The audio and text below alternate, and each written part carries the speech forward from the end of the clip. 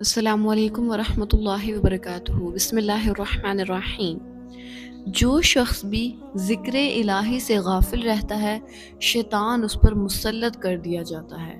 اللہ اکبر، اس پر مسلط کر دیا جاتا ہے، پھر وہ اسے گناہوں کی طرف لے کے جاتا ہے، اور پھر وہ اس سے مسلسل گناہ کرواتا ہے، اور پھر وہ اسے اس سٹیج پہ پہنچا دیتا ہے کہ اس سے گناہ ہی نہیں لگتے۔ وسواس سے شروع ہوتی یہ بات، نمازوں کے اندر بھی وسوسے، ویسے بھی وسوسے، کبھی کس کے بارے میں برے خیال، کبھی بدگمانی، کبھی کیا تو کبھی کیا۔ اور یہ سارے گناہ کس وجہ سے ہو رہے ہیں؟ جسٹ بیکاز کہ آپ اللہ تعالیٰ کے ذکر سے دور ہیں۔ اللہ تعالیٰ کے ذکر کو لازم پکڑیے۔ اللہ تعالیٰ کا ذکر صرف 5 وقت کی نماز میں 2-4 ٹکرے مارنا نہیں ہے۔ دن رات آپ اس کانشیسنس میں ہوں کہ آپ اللہ تعالیٰ سے بات کر رہے ہیں، آپ اللہ تعالیٰ کو محسوس کر رہے ہیں، اور اس کا ذکر زبان سے بھی ضروری نہیں ہے، اس کا ذکر، اس کا احساس ہونا کہ وہ بھی میرے ساتھ ہے۔ وَهُوَ مَعَكُمْ أَيْنَمَا كُنْتُمْ، وہ تمہارے ساتھ ہے، تم جہاں کہیں بھی ہو۔ مسنون دعاؤں کو لازمی پکڑنا، واش روم جانے کی دعا، صبح اٹھنے کی دعا، کھانا کھانے کے بعد کی دعا، کپڑے پہننے کی دعا، گھر سے نکلنے کی دعا، اور ہر لمحہ بھی انسان ذکر نہیں کر سکتا، انسان تھک جاتا ہے۔ تو ان دعاؤں کے ذریعے بھی ہم بار بار کسی نہ کسی کام میں ہوتے ہیں، تو اگر ہم اس کام سے ریلیٹڈ جو مسنون دعا ہمارے پیارے نبی محمد صلی اللہ علیہ وآلہ وسلم نے جو ہمیں سکھائی ہے، اگر ہم انہی چیزوں پر عمل کر لیں تو ہم شیطان کے وسوسوں سے بہت دور ہو جائیں، اور اس کی پکڑ سے بہت زیادہ دور ہو جائیں، اور ہم اللہ تعالیٰ کی پناہ میں آ جائیں گے ذکر الہی کو کثرت سے کر کے۔ دیکھتے ہیں کچھ پریکٹیکل سٹیپس ان وسوسوں سے بچنے کے لیے اور گناہوں سے نکلنے کے لیے۔ سب سے پہلے، صغیرہ گناہوں میں انسان بہت زیادہ پھنسے ہوئے ہیں، اور صغیرہ گناہوں کو آج کل کوئی گناہ بھی نہیں سمجھتا، اور ایون کہ آج کل تو حال یہ ہے کہ کبیرہ گناہوں کو بھی لوگوں نے صغیرہ گناہ ہی مان لیا ہے۔ 3 کام صغیرہ گناہوں کے ساتھ نہ کریں، ورنہ وہ صغیرہ گناہ بھی کبیرہ بن جائیں گے۔ سب سے پہلی چیز، صغیرہ گناہ کو صغیرہ گناہ نہ سمجھیں۔ آپ یہ نہ دیکھیں کہ میں نے گناہ چھوٹا کیا ہے یا بڑا، وہ بندی تو مجھ سے بڑے گناہ کرتی ہے، کیا ہو گیا میں نے یہ کر لیا، اٹس اوکے، یہ تو سب کرتے ہیں، یہ تو آج کل کا کلچر ہے۔ شادی میں گانے، یا یہاں پر ایسے چلے جانا، یا کزنز کے پاس بیٹھ جانا، یا کسی بھی حوالے سے کوئی بھی گناہ جو بھی اگر نارمل ہو چکا ہے، تو اس کا مطلب یہ نہیں ہے کہ وہ گناہ نہیں رہا، سٹل گناہ ہی ہے۔ بھلے ہی بھلے سے بڑا عالم اسے کیوں نہ کرنے لگ جائے، اگر آپ کو پتہ ہے، آپ کے پاس حدیث یا قرآن سے کوئی ملتی ہے کوئی دلیل کہ یہ گناہ ہے، تو وہ گناہ ہی ہے، آپ کو اس سے بچنا ہے۔ اگر ہو گیا ہے سرزد تو بھی اسے گناہ تسلیم کریں، اس پر شرمندہ ہوں، اس پر نادم ہوں کہ نہیں، یہ میں نے غلط کیا ہے، اس چیز کو مانیں کہ یہ غلط کیا ہے۔ دوسری چیز، اصرار، گناہ پر اصرار نہ کریں، کیونکہ قرآن میں آتا ہے کہ جب وہ کوئی غلط کام کر بیٹھتے ہیں تو وہ فوراً توبہ کرتے ہیں، اور وہ اپنے گناہوں پر اصرار نہیں کرتے۔ کنسسٹنسی کے ساتھ گناہ نہ کریں۔ ایسا نہیں ہے کہ مہینے، 2 مہینے، 3 مہینے گزر گئے اور آپ سے ایک گناہ نہیں چھوڑا جا رہا، سالوں سال گزر گئے ہیں، 8 سال، 9 سال، 4 سال ہو گئے، ہم سے ایک گناہ نہیں چھوٹ رہا۔ تو کنسسٹنسی گناہ کو، صغیرہ گناہ کو کبیرہ بنا دیتی ہے۔ اللہ تعالیٰ کو وہ عمل پسند ہے جو روز کیا جائے، اگرچہ تھوڑا ہو، اور سوچیں کہ اللہ تعالیٰ کی اگر ایک نافرمانی کا کام ہم روز کنسسٹنسی کے ساتھ کر رہے ہیں تو کیا ہم بچ سکتے ہیں؟ جب انسان صغیرہ گناہ کنسسٹنسی کے ساتھ کرتا رہے اور اس پہ توبہ استغفار نہ کرے اور ہمیشہ کرتا چلا جائے، تو موت کے قریب وہی صغیرہ گناہ اس کے سامنے آ کر اسے جہنم کا شکار کر دیتے ہیں۔ اور ایک روایت میں آتا ہے کہ شیطان اس کے ماتھے پر بیٹھ کے کہتا ہے کہ اکفر باللہ، اللہ کا انکار کر، اللہ کا انکار کر، اور جس کا خاتمہ ایمان پر نہ ہوا اس کا کیا انجام ہے؟ اور انسان مرتے ہوئے جو کہتا ہوا یا جو کام کرتے ہوئے مرے گا، وہی کام وہ کرتے ہوئے اٹھایا جائے گا۔ ایک صحابی حج کے لیے روانہ ہوئے اور اونٹ سے گرتے لبیک اللہم لبیک پڑھتے ہوئے شہید ہو گئے، تو فرمایا رسول اللہ صلی اللہ علیہ وسلم نے کہ قیامت کے دن اسی حال میں اٹھایا جائے گا کہ یہ کہہ رہا ہوگا لبیک اللہم لبیک، یا رب میں حاضر ہوں۔ سبحان اللہ۔ تو اللہ تعالی ہمارا بھی خاتمہ نیکیوں پر کرے، اچھا خاتمہ کرے ہمارا۔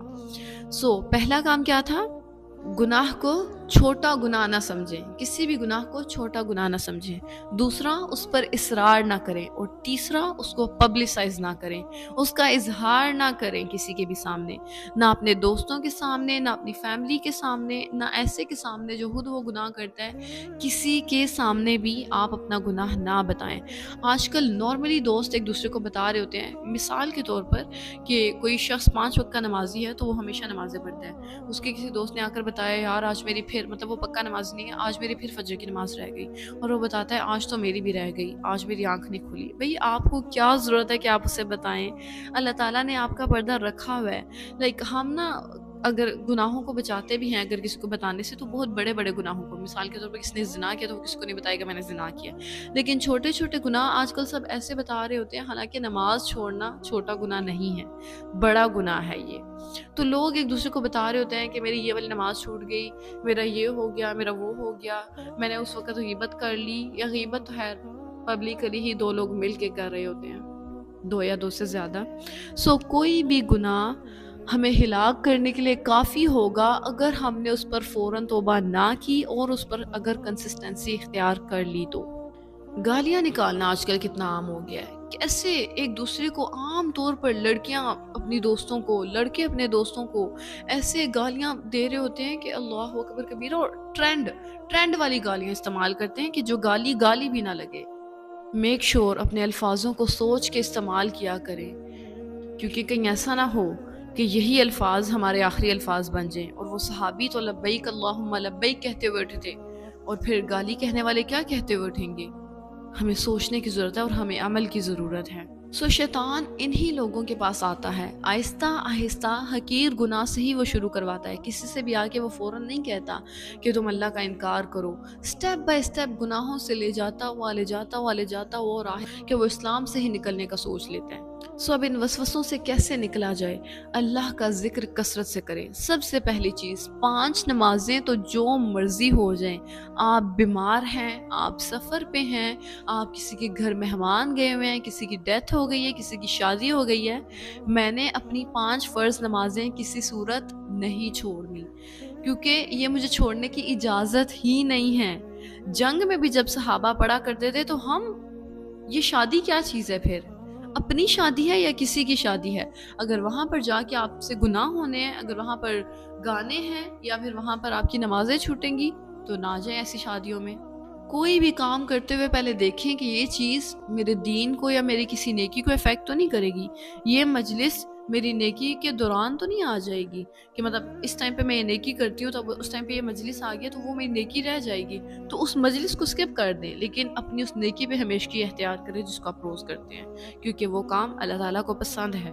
اللہ تعالیٰ کے ذکر کا ایک بہترین طریقہ جو میں نے شروع میں بتایا کہ مسنون دعاؤں کا بہت زیادہ خیال کریں، بہت زیادہ دعائیں یاد کریں، کپڑے پہننے کی دعائیں یاد کریں، گھر میں داخل ہونے کی اور گھر سے نکلنے کی، کھانا کھانے کے بعد کی، واش روم کی، صبح اٹھنے کی، رات کو سونے کی، اور صبح شام کے اور سونے کے اذکار قطعاً نہ چھوڑیں، کیونکہ یہ ہمارے سیفٹی بیلٹس ہیں، یہ ہمارے سیکیورٹی سسٹمز ہیں۔ آج کل کبھی دیکھے کہ کوئی شخص اپنے گھر سے نکلے اور لاک نہ لگا کے نکلے؟ اسے اپنا اتنا بھروسہ ہے اپنے آس پاس والے لوگوں پر یا اپنے محلے والوں پر کہ یہ حفاظت کر لیں گے۔ نہیں، اس کا پڑوسی جتنا بھی اچھا کیوں نہ ہو، وہ اس کے بھروسے کبھی بھی ایسا نہیں کرتا کہ وہ لاک لگائے بغیر اپنے گھر سے چلا جائے۔ وہ اپنے گھر کی حفاظت کرتا ہے اور اسے پتا ہے کیسے کرنی ہے، اور اس کے لیے سٹیپس لیتا ہے، اقدامات کرتا ہے، اچھے سے اچھا لاک خریدتا ہے، سیکیورٹی سسٹمز رکھتے ہیں لوگ، کیمراز اور پتہ نہیں کیا کیا کرتے ہیں۔ تو اپنے ایمان کی حفاظت کے لیے، گناہوں سے بچنے کے لیے ہم اتنا نہیں کر سکتے کہ صبح آدھا گھنٹہ لگا کے صبح کے اذکار پڑھ لیں، شام کے اذکار پڑھ لیں، رات کو سونے سے پہلے ہمارا آخری کام کوئی بھی نیکی کا عمل ہو، کوئی 2 نفل ہو جائیں، کوئی سر ملک ہو جائے، اور استغفار کی کثرت بہت زیادہ کریں، بہت زیادہ کثرت کریں۔ اپنا ڈیلی گول بنائیں کہ میں نے سبحان اللہ، الحمدللہ، اللہ اکبر، لا الہ الا اللہ کم از کم 100 دفعہ پڑھنا ہے، میں نے سبحان اللہ وبحمدہ سبحان اللہ العظیم 100 دفعہ پڑھنا ہے۔ ایمانی لیول کمزور ہو تو لا حول ولا قوت الا باللہ کو اور استغفار کو لازم پکڑ لیں کہ اللہ نیکی کرنے کی طاقت نہیں ہے جب تک تو نہ دے، گناہ سے بچنے کی طاقت نہیں ہے جب تک تو نہ دے۔ اور تعوذ، جب بھی آپ کو نماز کے اندر وسوسے آئیں یا نماز کے باہر، تعوذ پڑھیں، اعوذ باللہ من الشیطان الرجیم، یہ ایسا کلمہ ہے کہ آپ اللہ تعالیٰ کی پناہ میں آ جاتے ہیں شیطان مردود سے، اور اللہ تعالیٰ کی پناہ کوئی چھوٹی چیز نہیں ہے۔ اس کی مثال ایسی ہے کہ اسکول میں کوئی ٹیچر تو آپ کو پکڑ لے کہ مطلب آپ نے یہ غلط کام کر لیا یا آپ نے کچھ بھی غلط کر لیا، تو اب آپ کی پکڑ ہوگی، اب آپ کو اسکول سے نکال دیا جائے گا اور آپ بالکل ریلیکسڈ بیٹھے ہیں۔ کیوں؟ کیونکہ آپ پرنسپل کی بیٹی ہیں یا آپ ان کے کچھ لگتے ہیں کہ اسکول کے پرنسپل تو میرے ہاتھ میں ہے، مطلب میں ان سے کچھ بھی کہوں گی تو میرا کام ہو جائے گا، تو آپ ریلیکس بیٹھیں، آپ کو پریشان ہونے کی ضرورت ہی نہیں ہے۔ تو شیطان جو مرضی کر لے، اگر آپ تعوذ پڑھ لیں تو آپ اللہ تعالیٰ کی پناہ میں آ جائیں گے۔ جب آپ نے اللہ تعالیٰ کو اپنا حاکم اور اپنا مالک مان لیا ہے اور اس کے سامنے دعا کر لیا، اس کی پناہ مانگ لیا ہے، تو آپ اس کی پناہ میں آ گئے، اور اللہ تعالیٰ بہترین حفاظت کرنے والا ہے۔ تعوذ کی کثرت کریں، مسنون دعائیں یاد کریں، اور اگر ہو سکے تو حصن المسلم بک کا مکمل حفظ کا کورس کریں۔ حصن المسلم بک میں مسنون دعائیں، بہترین دعائیں موجود ہیں، حدیث کی بہت اوتھینٹک بک ہے۔ اس میں بہت ساری دعائیں ہیں، ان کو یاد کریں اور اپنے اذکار میں ایڈ کریں اور ڈیلی پریکٹس کریں۔